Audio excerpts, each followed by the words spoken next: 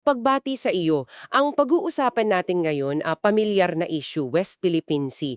Pero, iba yung anggulo natin. Iba talaga. Kasi ang hawak nating material, hindi ito galing sa news report. Isa itong transcript ng isang matinding debate. Oo, sa pagitan ng dalawang mambabatas. At dito talaga sumasalpukan yung dalawang magkaibang diskarte. Tama, sa isang panig, meron tayong diplomasya. Yung sinasabing, kalma lang, dahan-dahan tayo. Baka masunog yung kanin, kumbaga. Eksakto. Tapos sa kabilang panig, ito namang tinatawag na assertive transparency. Yung paninindigan na hindi kailangan nating ipaalam sa mundo kung ano talaga yung totoo. At ang misyon natin ngayon, himayin natin itong dalawang pananaw na ito. Tingnan natin ano ba ang bigat ng bawat isa para sa bansa. Sige, tara, simulan natin. Okay, simulan natin doon sa kampo ng diplomasya at pag-iingat. Based sa transcript, nagkwento yung isang mambabatas. May pulong daw siya kasama ang Chinese ambassador. Oo. At ang pinakahinaing daw ng ambassador, hindi yung water cannon, hindi laser, ano raw? Ang bumangga sa kanila, yung mga pahayag ng isang official natin sa Philippine Coast Guard, si Commodore J. Tariela. Si Tariela. Yon. Ang issue raw partikular, yung paggamit yumano ni Tariela ng cartoon caricatures. Cartoons. Oo, para daw ilarawan yung Pangulong ng China sa paraang hindi nila nagustuhan. Medyo personal daw ang dating. Teka. Sandali lang. Sa Hmm. lahat ng nangyayari, Oo. yung pambubomba ng tubig, yung pagharang sa mga mangingisda natin, ang pinakamalaking issue para sa kanila ay isang cartoon? Parang ganun yung dating? Parang ang layo naman ata sa tunay na problema, di ba? Batas, siniseryoso niya yung hinaing kasi ang kasunod na sinabi ng ambassador noong nakaraang administrasyon daw.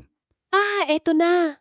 Mayroong relative peace. May kapayapaan daw, kumbaga. Ang pahiwatig, itong mga maaanghang na salita at aksyon ngayon, yun daw yung nagpapalala ng lahat.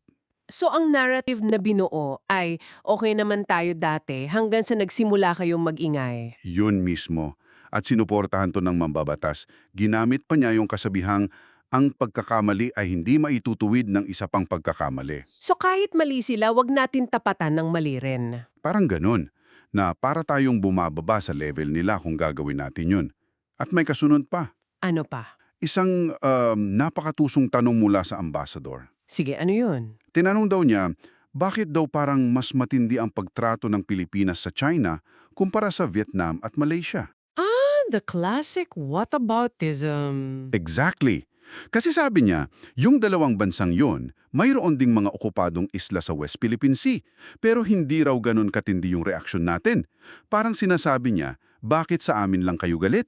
Isang valid na tanong sa unang tingin, pero inilalayo na naman tayo sa issue, 'di ba? Sa issue ng sarili nilang aksyon. Tama. Pero ginamit to ng mambabatas para ipakita na baka nga may double standard tayo. At dito na niya sinabit yung isa pang problema. Ano yun? Yung diumano'y kakulangan sa koordinasyon sa gobyerno. Ayon daw sa kanya, nakausap niya ang kalihim ng DFA. Okay. At sinabi raw na itong si Commodore Tariela, hindi raw kumukonsulta sa kanila, kaya nahihirapan daw ang DFA sa trabaho nila. So ang ipinipinta niyang larawan ay may isang rogue official, kumbaga, na sumisira sa maingat na diplomatic efforts. Yun, may internal friction na parang may sariling lakad si Tariela na hindi ayon sa opisyal na linya ng diplomasya. At dito pumapasok yung tanong kung sino ba dapat ang nasusunod, di ba? Yung nasa frontline o yung mga diplomatiko? Correct? Kung yun ang diagnosis niya sa problema, ingay at kakulangan sa koordinasyon, ano naman ang reseta niya? Anong solusyon? Dalawa yung mungkahi niya. Una, mag-focus daw tayo sa mga bagay na pwede nating pagkasunduan. Common ground. Oo, halimbawa, traditional fishing rights. Nagawa raw ng China na makipagkasundo sa Vietnam at Japan tungkol sa pangingisda, so bakit hindi raw natin subukan? Makes sense naman on paper. Pero sapat ba yun? Anyway, ano yung pangalawa? Nananawagan siya ng isang pagdinig sa Senado para linawin daw yung eksaktong coordinates ng West Philippine Sea. Coordinates.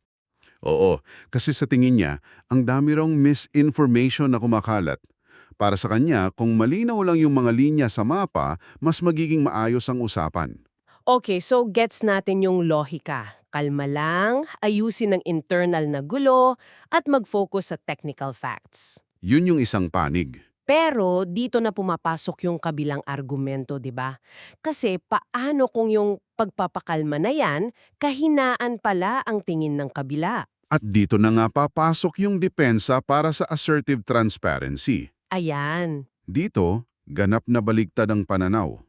Unang-una, nilinaw ng ikalawang mambabatas, si Commodore Tariela, hindi siya basta-basta lang nagsasalita. Hindi personal. Hindi.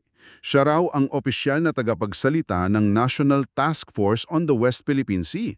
So yung mga sinasabi niya, bahagi raw ng isang whole-of-government approach. Okay, malinaw 'yon. Pero ano ba talaga itong assertive transparency? Palang naging buzzword na 'yan eh. Ipinaliwanag niya ng simple, ito raw yung desisyon ng Pilipinas na huwag nang maging mahiyain. Huwag maging mahiyain. Oo, yung ilalantad natin sa buong mundo gamit ang video, high-resolution photos, lahat ng insidente. Yung water cannon, yung mapanganib na maneuvers, yung laser, lahat. So para malinaw sa nakikinig, ang ahensya ni Commodore Tariela ay parang body cam ng Pilipinas sa West Philippine Sea. Tama ba yung analogy? Magandang analogy yan. Isang body cam na hindi pwedeng i-off.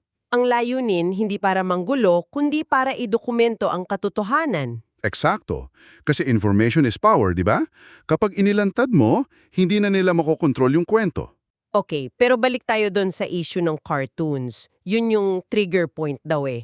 Anong naging sagot niya dyan? Ang pag-uusapan, matagal na raw naglalabas ang state media ng China ng mga overwhelmingly derogatory na visuals laban sa mga pangulo natin. Talaga? Oo. Paulit-ulit daw na inilalarawan ng mga leader natin bilang mga puppet o megaphone lang ng Amerika. Wow. At sabi niya, bago sila magreklamo sa isang cartoon, hamak na mas maraming dapat iwasto sa kanilang pakikitungo sa atin. So in short, sinasabi niyang, look who's talking. Correct.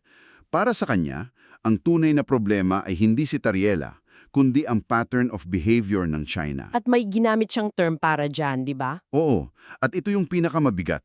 Tinawag niya itong classic gaslighting behavior. Wow, gaslighting. Ang bigat ng salitang yan sa international relations. Sobra. Kasi hindi lang ito di pagkakasundo. Sinasabi mong may deliberate psychological manipulation. Bakit daw gaslighting? Ipinaliwanag niya. Ito raw yung taktika na sila na ang gumagawa ng mali, pero kapag pinuna mo, bigla nilang iikuti ng kwento. Ikaw pa ang may kasalanan. Sila yung nambomba ng tubig. Pero sila pa ang nasaktan sa mga sinabi mo. Sila yung nang-agaw ng teritoryo. Pero ikaw ang provocative kapag nagpapatrolya ka. Ayun, ang layunin daw ay para pagdududahan mo ang sarili mong pananaw hanggang sa manahimik ka na lang. Ang bigat niyan. Kasi kung totoo yan, yung panawagan para sa pagpapakalma at pag-iingat, eksaktong paglalaro yun sa palad nila. Iyan mismo ang sentro ng argumento niya, na yon mismo ang gusto nilang mangyari, ang patahimikin ng biktima. At may binitawan siyang isang linya tungkol dyan, di ba? Yung sa bully. Oo, ito yung pinakabuod ng paninindigan niya. Sabi niya at mabasahin ko, wala pong bully, whether sa playground o sa rehiyon o sa mundo, na nagrespeto sa binubuli niya, liban kung tumindig ang binubuli niya.